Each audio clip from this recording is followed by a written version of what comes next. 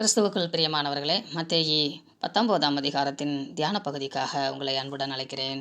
18ஆம் அதிகாரத்திலே ஒரு சிறு குழந்தையிலிருந்து இருக்கக்கூடிய மனப்பக்குவங்கள் எப்படியாக ஒரு சபையாக வளர வேண்டும், ஒரு சமூகமாக, கிறிஸ்தவ சமூகமாக வளர வேண்டும் என்று கூறிவிட்டு அங்கிருந்து, அதாவது கலிலி பிராந்தியத்தை விட்டு யூத பிராந்தியமாகிய எருசலேமின் பகுதிக்கு வருகிறார். இது இயேசு கிறிஸ்துனுடைய கடைசி 6 மாத காலங்கள் என்பதை நாம் நினைவில் வைத்து படிக்க வேண்டும். யோவான் ஸ்நானகன் மரித்து நாட்கள் ஆகிறது.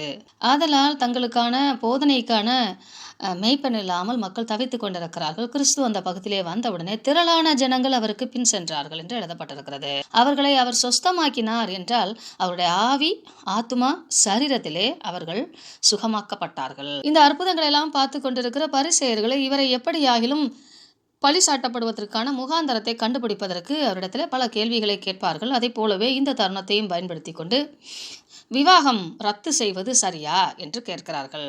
அந்த வார்த்தையை நீங்கள் கவனிக்கும் போதே ஒரு உடன்படிக்கை, ஒரு எழுத்து, அதனுடைய ரத்து, ஒரு கட்டளை, அந்த கட்டளை இனி செல்லுபடியாது என்று சொல்லக்கூடிய இன்னொரு ரத்து.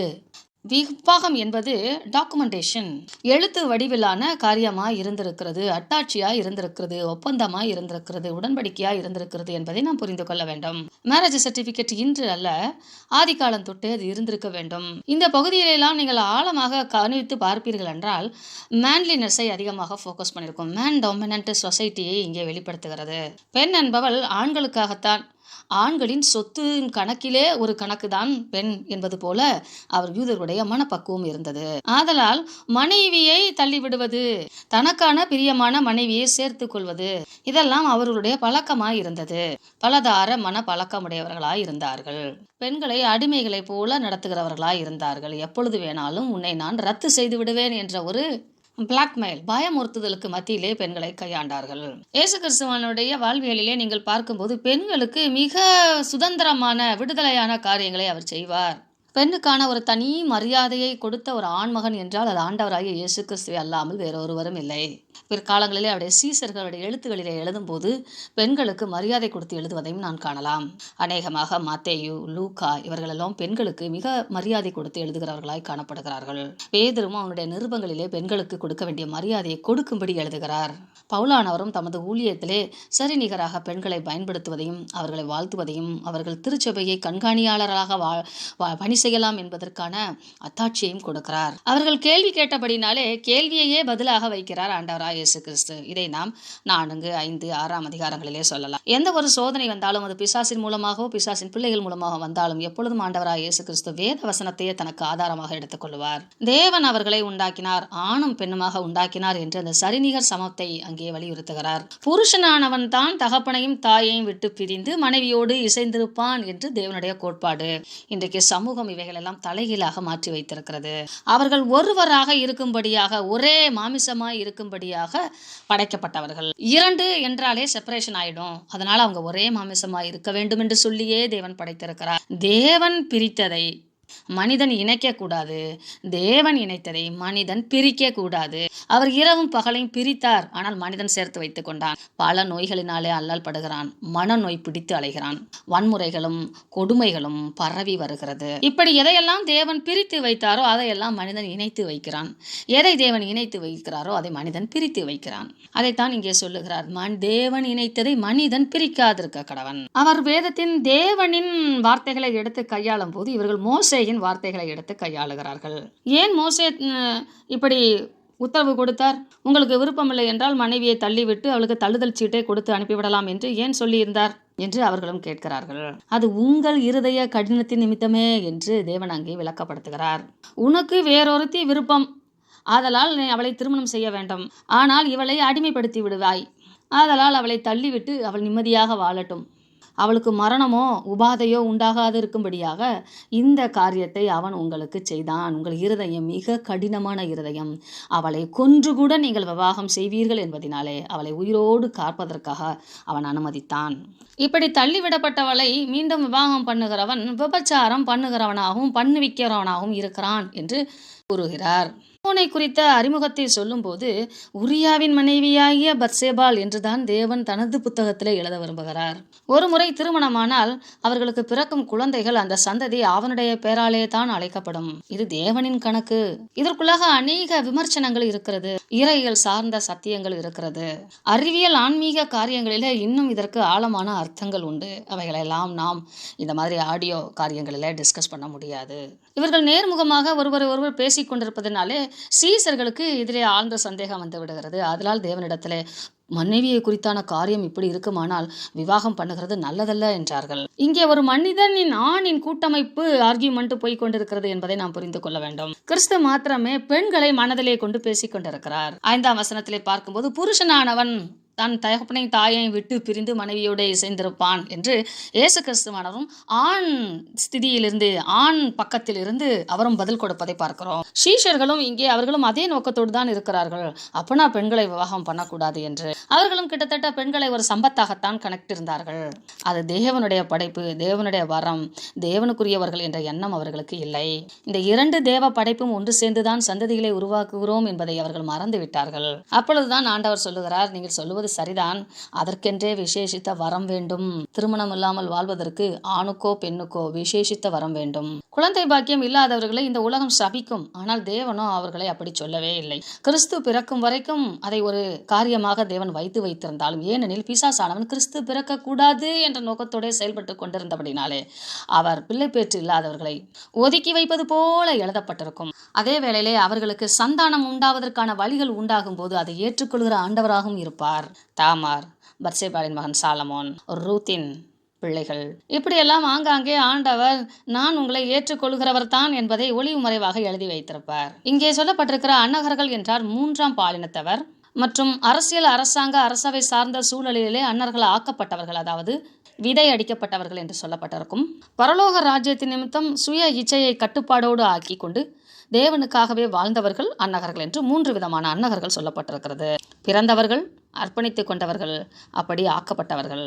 அவர்களை தவிர மீதி பேரெல்லாம் திருமணம் செய்து திருமண வாழ்விலே ஈடுபட வேண்டும் என்பதுதான் தேவனுடைய நியதியாய் இருக்கிறது. பரவலாக திருமணம் இன்று வாழ்க்கையிலே பாடத்திட்டங்களிலே சூஸ் பண்ணக்கூடிய ஒரு படிப்பு சம்பந்தப்பட்ட சப்ஜெக்டை போல ஆகிவிட்டது. தவறு. திருமணம் தேவனால் நிச்சயிக்கப்பட்டது.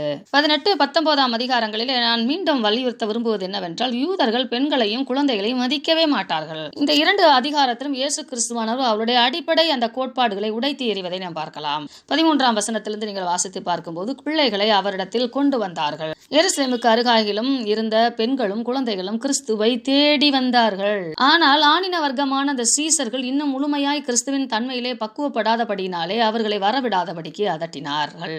அப்பொழுது ஆண்டவராய் இயேசு கிறிஸ்து, சிறு பிள்ளைகளை என்னிடத்தில் வருவதற்கு இடம் கொடுங்கள், make space for them, give place for them, allow them to come to me. அவர்களுக்கு பிரத்யேகமான வழியை உண்டாக்குங்கள், இடத்தை கொடுங்கள், அவர்களை அனுமதியுங்கள் என்று சொல்வது போல இந்த வார்த்தைகள் எல்லாம் இருக்கிறது.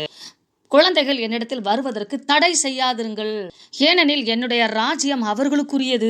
இந்த குழந்தைகளை எல்லாம் என் தேவனுக்கு பிள்ளைகளாக்கும்படியாகவே நான் வந்திருக்கிறேன். 18ஆம் அதிகாரத்திலே அவர்களுக்கு இடரலாய் இருக்காதீர்கள் என்று சொல்லி இருக்கிறது போல அவர்களை அனுமதி கொடுங்கள், என்னிடத்தில் கொண்டு வாருங்கள், தடை செய்யாதிருங்கள், வழியை ஆயத்தப்படுத்துங்கள், அவர்களுடைய ராஜ்யம்தான் பரலோக ராஜ்யம் என்று சொல்லும் வார்த்தைகளை பார்க்கிறோம். இப்படி பெண்களின் மேலும் குழந்தைகள் மேலும் அதிக கருசனை உள்ளவராக ஆண்டவர் காணப்பட்டார். 15ஆம் வசனத்திலே வாசித்து பார்க்கும்போது, அவர்கள் மேல் கைகளை வைத்து பின்பு அவ்விடம் விட்டு புறப்பட்டு போனார் என்றால், it's took long time to plus them.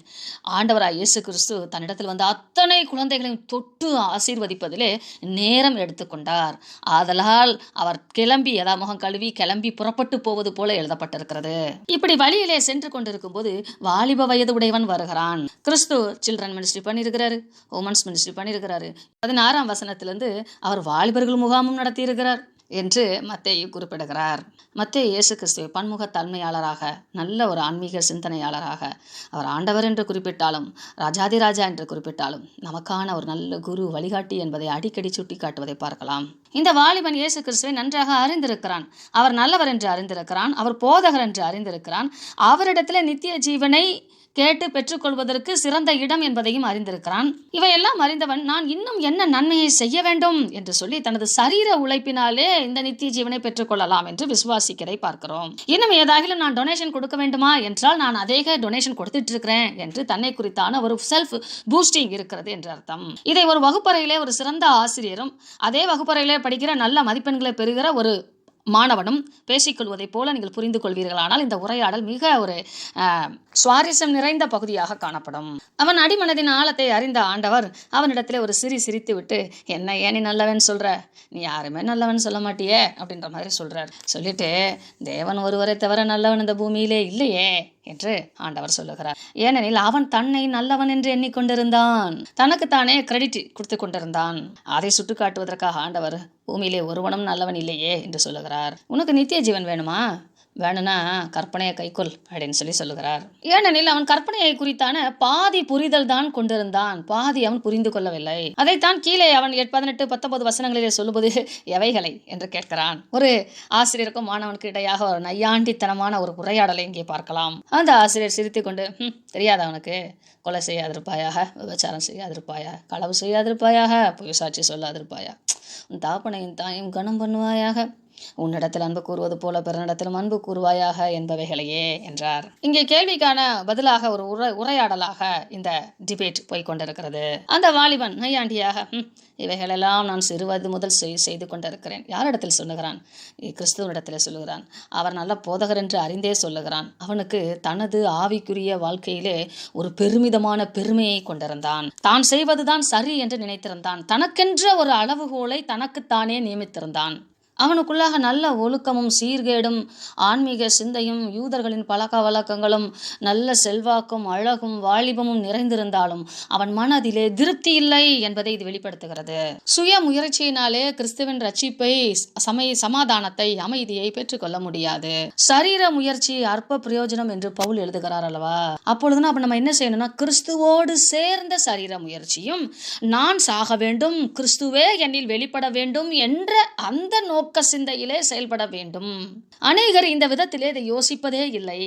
நமது சுய பிரயோஜனத்தினாலே கிறிஸ்துவை தேடுகிறோம். நமக்கென்று ஒரு வழி, நமக்கென்று ஒரு வரையறை, நமக்கென்று ஒரு அளவுகோலை வைத்து செயல்படுகிறோம். அவன் தன்னிடத்தில் குறை ஏதும் இல்லை என்று நினைத்திருந்தான். நான் ரொம்ப நல்லவன் என்று நினைத்திருந்தான். 20ஆம் வசனம் சொல்லுகிறது, இன்னும் என்னிடத்தில் என்ன குறை இருக்கிறது என்றான்.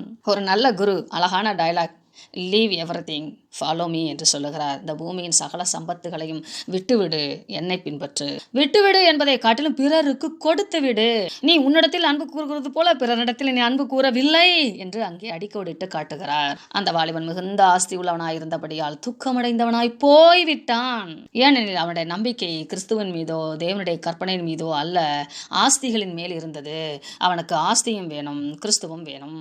ஆதலால் ஆண்டவராய் இயேசு கிறிஸ்து சொல்லுகிறார், ஐஸ்வர்யவான் பரலோக ராஜ்யத்திலே பிரவேசிப்பது அரிது, ரேர், வெரி ரேர் என்று சொல்லிவிட்டு 24ஆம் வசனத்திலே இட் இஸ் இம்பாசிபிள், நடக்காத காரியம், சாத்தியமற்ற காரியம் என்று சொல்லுகிறார். அதற்கு உதாரணமாக ஒட்டகமானது ஊசியின் காதிலே நுழைவது எளிதாக இருக்குமாம், அந்த அளவுக்கு மிக கடினமானதாம். ஐஸ்வர்யத்தின் மேல் நம்பிக்கை வைத்திருப்பவர்கள் பரலோக ராஜ்யத்தில் பிரவேசிப்பது கூடாத காரியம் என்று உறுதியாக சொல்லுகிறார். அதை அவர் ட்விஸ்டா நாசுக்காய் சொல்லுகிறார். இந்த 6 மாத காலங்கள் அளவும் கிட்டத்தட்ட அவருடைய சீசர்கள் யாவரும் பரலோக ராஜ்யத்தை குறித்தான எண்ணங்களிலே மிக ஆழமாக சிந்திக்க ஆரம்பித்து விட்டார்கள். 13ஆம் அதிகாரத்திலிருந்து நீங்கள் தொடர்ந்து பரலோக ராஜ்யத்திற்கு ஏற்ற காரியங்களுக்கான கிரியைகளை நடப்பிப்பதற்காகவே கிறிஸ்து பேசிக் கொண்டிருக்கிறார். அப்பொழுது அவர்கள் கேட்கிறார்கள், யார் ரட்சிக்கப்படக்கூடும்? தேவன், இது மனித சுய சித்தத்தால் கூடாது, மனித சரீர முயற்சியினால் இதை பெற்றுக்கொள்ள முடியாது. தேவனோடு இணைந்து மனிதன் செயல்பட வேண்டும் என்பதை வலியுறுத்துகிறார். அப்பொழுது அவருடைய சீசர்கள், நாங்கள் இந்த உலகத்தை வெறுத்து எல்லாவற்றையும் விட்டுவிட்டு உம்மை பின்பற்றுகிறோமே, நீ அந்த மனிதனிடத்திலே கேட்டது போல நாங்கள் விட்டுவிட்டு பின்பற்றுகிறோமே,